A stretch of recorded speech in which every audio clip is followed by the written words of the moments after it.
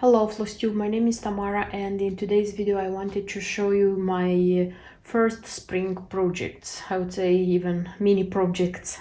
So what I intend to stitch first of all. So if you remember, in winter I showed in one of my videos that I have such a sampler by Just Nan, Harmony, and this is a sampler for all 4 seasons, and I decided like stitching every season separately. So when spring comes, now I have to stitch spring because I already have stitched winter. I showed in one video about this project. So first of all, I would like to stitch this part. By the way, for stitching it I would need like just 2 threads. So this is Silk & Colors Spring Sherbet, which was in the kit. This is hand dyed, very nice. And DMC Perle number 8, this is 3042, and that's it. So this would be project number 1, stitching just the part which is responsible for spring. And the second design, mini design, this is the second butterfly which I would like to stitch from Mill Hill, from Spring Bouquet series. And I want to stitch it on fabric, like making out of it a pincushion. I want to stitch such a butterfly, and I would like to stitch with the butterfly not on the perforated paper, though it's a very beautiful yellow color, but I would like to stitch it on this even weave. This is Murano, so this is the 32nd count.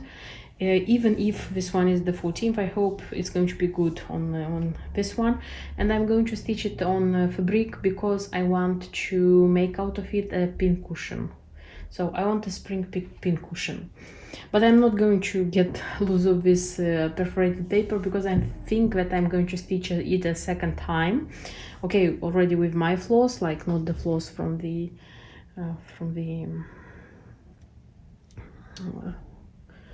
kit. And if I'm not going to have enough of these beads, I have like more leftovers from Mill Hill, so I hope I'll just be able to stitch it twice. The second time I don't know when it's going to be, but I'm going to keep the leftovers, the perforated paper and the leftovers for a future stitching.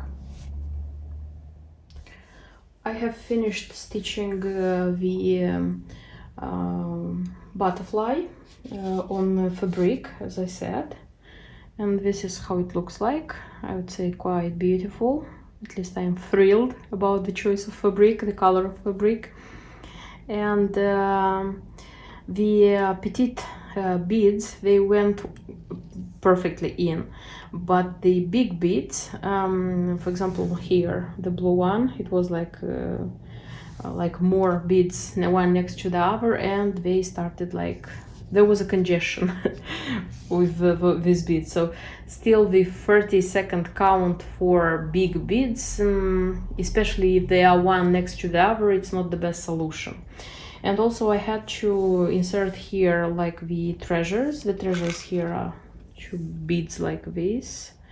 I didn't include them because they are too big. That's why I chose from my leftovers from Mill Hill like 2 orange, bright orange beads. This is number 02033, and I just put them here because the big ones for sure they wouldn't fit, so the small ones are here. So everything is done here. What I have to do, the work is even on the hoops because it's seen better like this. So what I have left to do here is actually to make the pincushion. So when the pincushion is going to be ready, I'll show you. And initially I was saying that I will keep all the materials because in future I'm going to stitch, I'm going to stitch on perforated paper because I want a collection of this butterfly magnets from Mill Hill. So I have already one stitched. This is the second. I have one more in my stash, and I have to buy one more. Okay. And when stitching this one and finishing it, I just realized that, you know, like the threads are organized. I want the organizer by color. I have the needles already with the threads in them. I have the beads already organized here, you know. And I thought that it's going to be like time, I will lose more time if I'm going to put everything back, and sometime in the future I'm going to take this one and I'm going to stitch it. That's why I decided that I'm going to stitch secondly on perforated paper, like now meaning like now and then, this next weeks when I'll have time, because it's not such a big project, and I'm just going to finish it and that's it. Like not, and by the way, this is going to be an experiment to see how much it will be enough materials from one kit to stitch it twice, if you understand what I mean. Okay, about the threads, I'm sure they won't be enough, and this is the like kind of 16th count, and I'm going to stitch on perforated paper, which is the 14th count. So with the threads we'll see, but if the beads are going to be enough, then for sure we can say that the beads from one kit are enough to stitch twice, or to stitch 2 designs. So it's going to be how do I say, an experiment, and I'll tell you in the end what happened. So stay with me and we'll see what is happening next. I have finished stitching the butterflies. So as you can see, I have 2 butterflies. So the one which was stitched on fabric, I made a pin cushion, not a pin cushion, sorry, pin keep, kind of pin keep, and I made out of it a pin cushion for this one. And with the rest of the threads and the beads and the other things, I just stitched one more on the perforated paper which was inside. I put glued felt here, and there is a magnet inside, so this one is a magnet, except the antennae, which I made like the previous one. So if to speak about the materials, because I said that I'm going to say what happened. So I have some threads left over, not all of them, because everything which was in the needle I just took out and threw away, because I already have stitched with them. So the threads were enough for absolutely everything, even the back stitch, even the black color, which I thought that it wouldn't be enough, even that one, it was enough. So I can say that the threads are enough for 2 works, one being on the 28th count, because the perforated paper is the 28th count, and one on the 16th count, because this is even with 32nd count. So if you would like to stitch 2 big butterflies like this, so I cannot promise you that it's going to be enough. I'm not sure, because this one is smaller, that's why. So threads, it's possible not to be enough for 2 big butterflies, but it's almost enough. Speaking about the beads, so the beads were enough for the second one, because about the beads do not depend on the count of the fabric, let's say, so paper. So this is the leftover I have after the second butterfly, except the black one. So the petite black beads, they weigh not enough, so I had to take from my resources. It wasn't enough for like 1/4, let's say, so 1/4 of the butterfly I had to add my, but the rest of them, like this and this, they are leftovers after the second butterfly. I was afraid that this one wasn't going to be enough, because I don't have this kind of bead in my stash, but thanks God it was enough. I have like even 6 beads left over. And about the black, if somebody's going to be curious to know, maybe you'd like to do the same experience as me. So this is the color, this is the number of the black petite beads, which I added from my stash. And in such a way I have 2 butterflies, one being a magnet, the other being a pin cushion, which is super nice. And with these butterflies in their nice yellow color, I like yellow color, by the way, for me it's like kind of live, fresh. I made myself kind of spring mood, so my spring starts with these beautiful butterflies. I have finished stitching the second part of this sampler. This is second season, which is spring.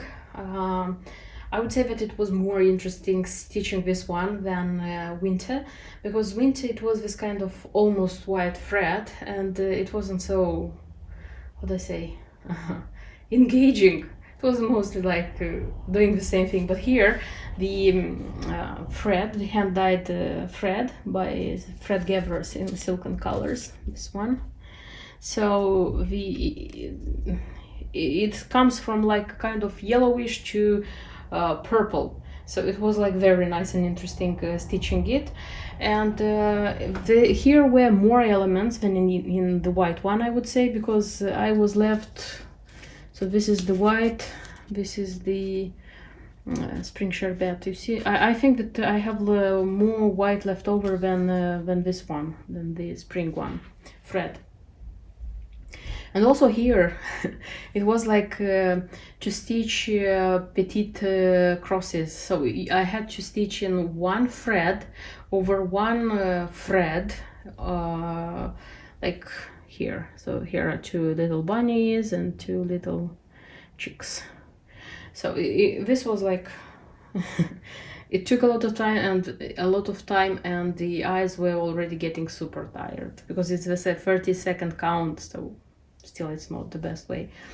And also with long stitch there is a heart here, but this one was easy to do. And so everything is stitched with this spring sherbet by Silken Colors, and then here this one, like the spring like letters, they are stitched with Perlea number 8 by DMC.